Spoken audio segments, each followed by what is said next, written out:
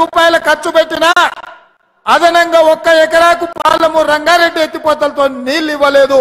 మా ప్రజల్ని నమ్మించినావు, మా ప్రజల్ని నట్టేట ముంచినావు.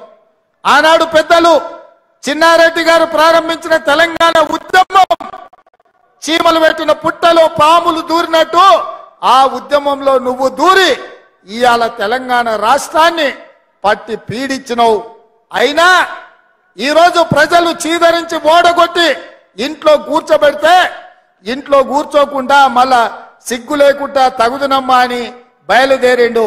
అల్లుడేమో నల్గొండ నుంచి, కొడుకేమో మహబూబ్ నగర్ నుంచి పాదయాత్రలు చేపడతారంట. చీకొట్టినా సిగ్గు రాలే మీకు. ఈ జిల్లాలో 14 సీట్లుంటే 12 ఇట్ల బండకేసి కొట్టి బొంద పెట్టినా ఏ మోకం పెట్టుకొని పాలమూరు జిల్లాకు వస్తామని చెప్పి నేను ఈ వేదిక మీద నుంచి అడగదలుచుకున్న చంద్రశేఖర్ రావు.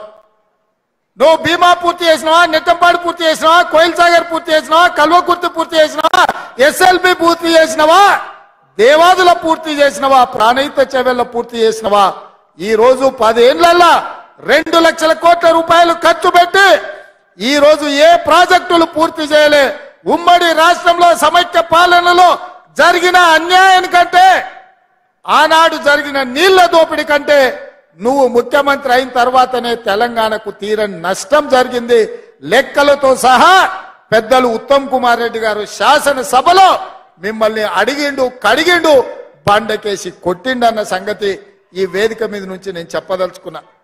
మిత్రులారా, ఆనాడు ఉమ్మడి రాష్ట్రంలో సీమాంధ్రకు చెందిన ముఖ్యమంత్రులకు తెలంగాణ అంటే ఒక భయం ఉండే. ఈ నాయకులు ప్రశ్నిస్తారని నిధుల దోపిడీ, జల దోపిడీ పాల్పడాలంటే ఒళ్ళు దగ్గర పెట్టుకొని ఆలోచన చేసేటోళ్ళు.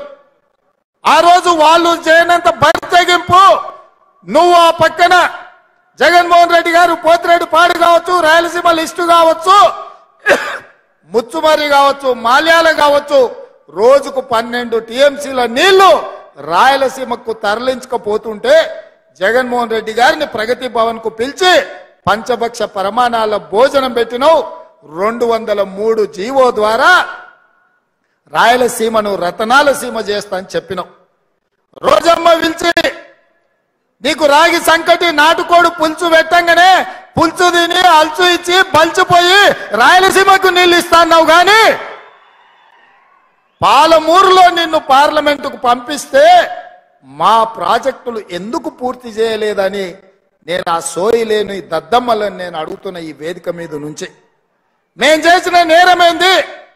పాలమూరు జిల్లాను ఎడారిగా మార్చి ఈ రోజు ఇంకా వలసలు ఆగకుండా అన్యాయం చేసి ఇవాళ మళ్ళీ రేపు పార్లమెంట్ ఎన్నికలలో ఓట్లు అడగడానికి వస్తాడంట.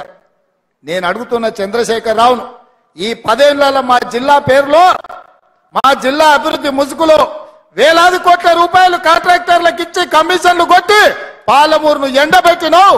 కొడంగల్ ఎడారిగా మారింది, వలసలు ఆగలేదు. ఇవాళ మేము ఓట్లు అడగాలంటే కొడంగల్ కాదు పూనా పోవాల్సి వస్తుంది.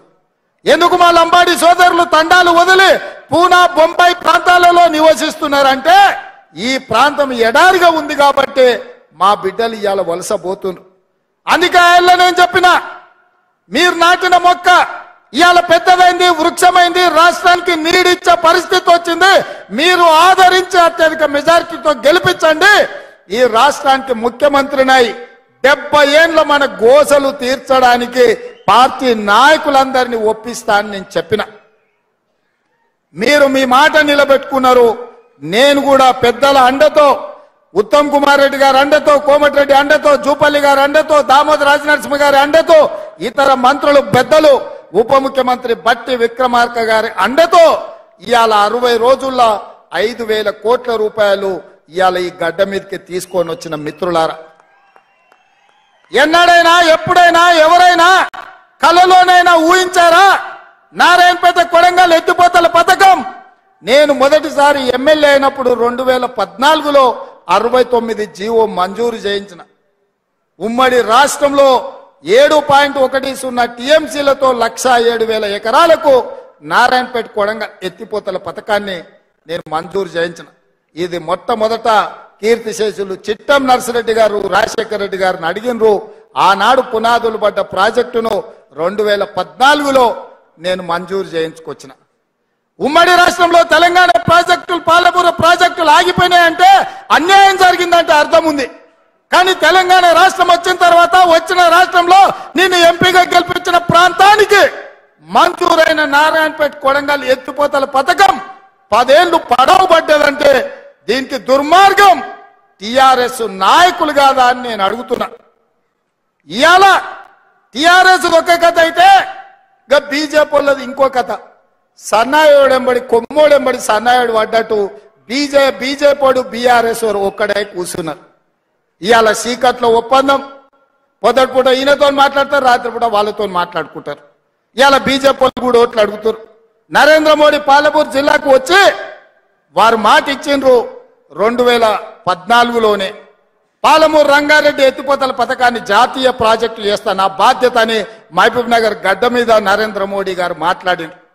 నేను ఇవాళ అడుగుతున్నా భారతీయ జనతా పార్టీ నాయకులను కిషన్ రెడ్డిని, డికే అరుణ గారిని, జితేందర్ రెడ్డిని ఈ రోజు శాసనసభ్యులను అడుగుతున్నా. 2014లో మహబూబ్ నగర్ జిల్లా హెడ్ క్వార్టర్ లో పాలమూరు రంగారెడ్డి ఎత్తిపోతల పథకాన్ని జాతీయ ప్రాజెక్టుగా ఇస్తా అని మాటిచ్చిన నరేంద్ర మోడీ 10 ఏళ్లైనా పాలమూరు ప్రాజెక్టును ఎందుకు పట్టించుకోలే? ఇప్పటికైనా మీ ప్రభుత్వం 10 ఏళ్లు అధికారంలో ఉంది, మీ కిషన్ రెడ్డి కేంద్ర మంత్రిగా ఉన్నాడు, మా పాలమూరు రంగారెడ్డి ఎత్తిపోతల పథకానికి జాతీయ ప్రాజెక్టు ఎందుకు ఇయ్యలేదని నేను అడుగుతున్నా. అదేవిధంగా మా మిత్రుడు రామ్మోహన్ రెడ్డి, గడ్డం ప్రసాద్ కుమార్ గారు వికారాబాద్ నుంచి కృష్ణా రైల్వే లైన్ కొడంగల్ ద్వారా నారాయణపేట ద్వారా రైల్వే పథకాన్ని కాంగ్రెస్ పార్టీ అధికారంలో ఉన్నప్పుడు మంజూరు చేపిస్తే ఈ రైల్వే ప్రాజెక్టుని 10 ఏళ్లలో తట్ట మట్టి కూడా తీయలేదు అంటే మోడీ గారు మనల్ని మోసం చేసినట్టు కాదా అని నేను అడుగుతున్నా. ఇవాళ మన జిల్లాకు జాతీయ రహదారులు ఎందుకు కుంటి నడక నడుస్తున్నాయి, ఎందుకు పనులు పూర్తయితలేవు అని నేను అడుగుతున్నా. అదేవిధంగా పూడూరులో ఉన్న నేవీ దాన్ని 10 ఏళ్లు పక్కన పెడితే నేను వచ్చి మన నేవీ ప్రాజెక్టుకు భూములు కేటాయించి ఆ పనులు ప్రారంభించే విధంగా నేను చర్యలు చేపట్టిన. ఇవాళ మిత్రులారా, బీజేపీ నరేంద్ర మోడీ 10 సంవత్సరాలు ప్రధానమంత్రిగా ఉన్నాడు, కిషన్ రెడ్డి గారు 5 ఏళ్లు కేంద్ర మంత్రిగా ఉన్నాడు, 4 ఎంపీలు ఉన్నారు, బండి సంజయ్ గారు ఎంపీ ఉన్నారు, అరవింద్ ఎంపీ ఉన్నాడు, బాబురావు ఎంపీ ఉన్నాడు. కేంద్రంలో మీదే ప్రభుత్వం ఉంది. 4 ఎంపీలు ఉండి 4 రూపాయలైనా తెలంగాణ రాష్ట్రానికి తెచ్చిండ్రా? ఇక ప్రధానమంత్రి కంటే పెద్ద పోస్ట్ ఏమన్నా ఉన్నదా? ఈ దేశంలోనే అత్యున్నతమైన పదవి ప్రధానమంత్రి పదవి. ఆ ప్రధానమంత్రి అభ్యర్థి పాలమూరుకు వచ్చి పాలమూరు సభలో నాకు అండగా నిలబడండి, పాలమూరు రంగారెడ్డి ఎత్తిపోతల పథకాన్ని జాతీయ ప్రాజెక్టు చేస్తా అని మాట ఇచ్చింది. 10 ఏళ్లైనా ఎందుకు పడికేసిందో డికే అరుణ గారు, జితేందర్ రెడ్డి గారు ఇవాళ సమాధానం చెప్పాలి. మీరు ఏ రకంగా 10 ఏళ్లు ప్రధానమంత్రిగా ఉన్నా పాలమూరుకు ప్రత్యేకంగా నిధులు ఇవ్వలే, ప్రాజెక్టులు ఇవ్వలే, పరిశ్రమలు ఇవ్వలే, అభివృద్ధి అడుగంటి పోతే ఒక్కనాడు ప్రశ్నించలే. మరి ఇవాళ ఏ విధంగా మీరు ఈ జిల్లాలో ఓట్లు అడుగుతారు, సీట్లు గెలిపించమని అడుగుతారని నేను అడుగుతున్నా. ఆనాడు కాంగ్రెస్ లో ఉన్నప్పుడు వాళ్ళకు పదవులు ఇచ్చిండ్రు, మంత్రి పదవులు కట్టబెట్టారు. పార్టీని మోసం చేసిన వాళ్ళు కూడా ఇవాళ మళ్ళీ గెలిపించమని అడుగుతారు. అందుకే మిత్రులారా, ఇవాళ కొడంగల్ శాసనసభ నియోజకవర్గ ప్రజలకు ఒక్క మాట నేను ఇవ్వదలుచుకున్నా. ఈ రోజు నారాయణపేట కొడంగల్ ఎత్తిపోతల పథకం కావచ్చు, మెడికల్ కాలేజ్ కావచ్చు, పారామెడికల్ కాలేజ్ కావచ్చు, నర్సింగ్ కాలేజ్ కావచ్చు, ఇంజనీరింగ్ కాలేజ్ కావచ్చు, మహిళా డిగ్రీ కాలేజ్ కావచ్చు, దౌలతాబాద్ బొమ్మరాజ్పేటలో జూనియర్ కాలేజీలు కావచ్చు, అదే విధంగా కొడంగల్లో వెంకటేశ్వర స్వామి మందిరం అభివృద్ధి కోసం 16.5 కోట్ల రూపాయలు మంజూరు చేయించినాం. కోస్గిలో వేణుగోపాల స్వామికి